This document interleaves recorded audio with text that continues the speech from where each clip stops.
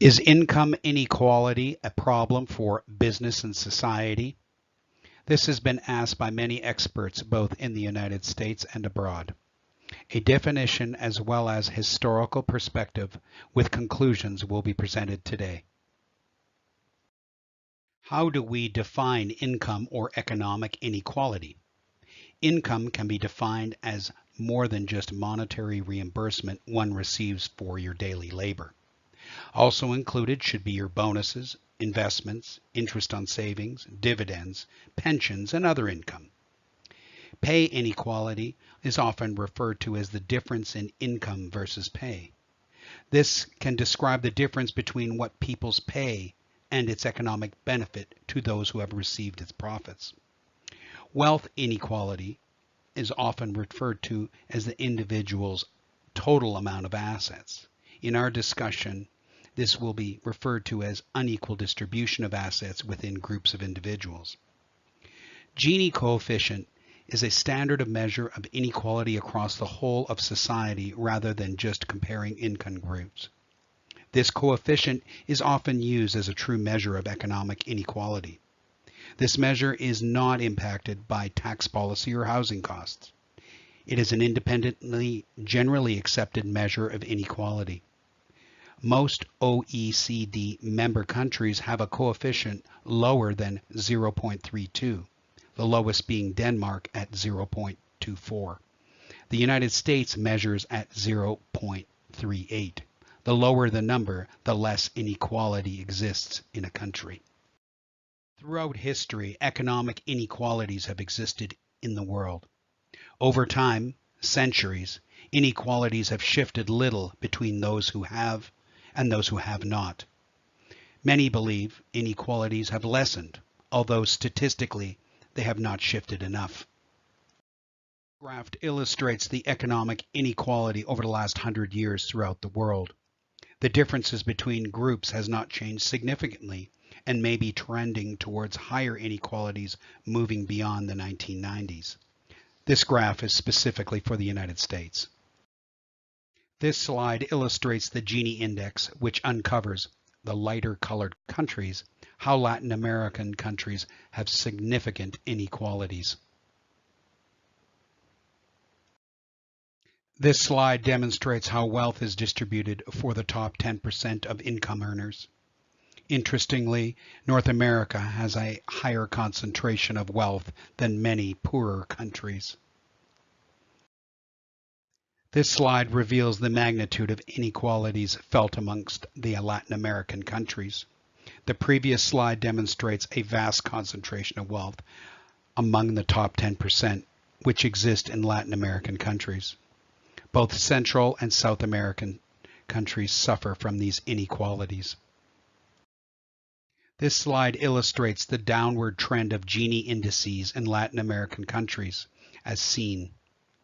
The increasing inequalities experienced amongst this region of the world are some of the highest in the world. The lower the numbers, the greater the inequality.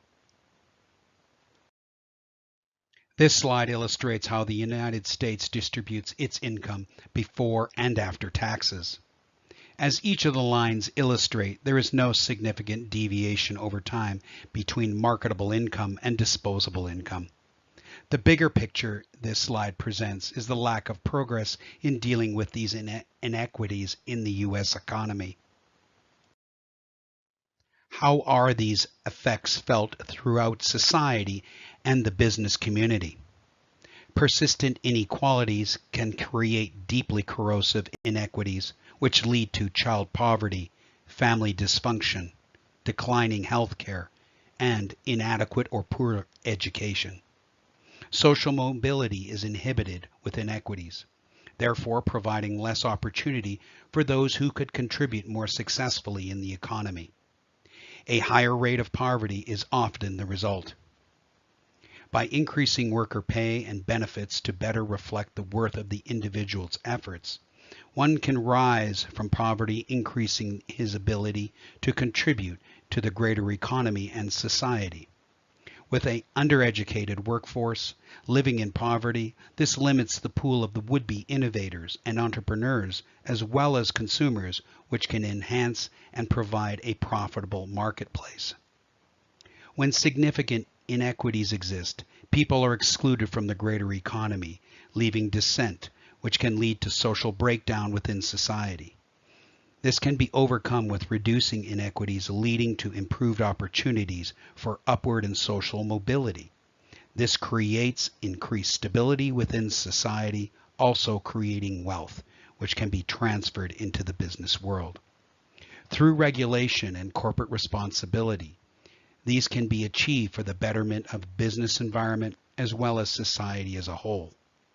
With a reduction in poverty, more participation is observed in the greater economy, along with increasing wealth of the population as a whole. Tax reform in different applications can provide an avenue for distribution of the necessary revenues to enhance business climate. Although complex, proper tax policy has been shown to increase wealth, provide opportunities, improve healthcare, and reduce childhood poverty. At its best, a capitalistic society, if applied properly, can create a community and business climate which is a benefit to both society and business alike. This slide lists a number of the important benefits to reducing worldwide inequities, starting with the United States.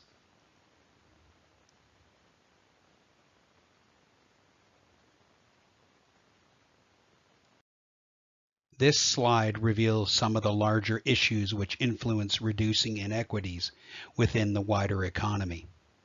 Those who command the majority of resources may be unlikely candidates for progressive policies which reduce inequities. The paradigm of how business and government may interact may change with a partnership which encourages growth in a completely different way.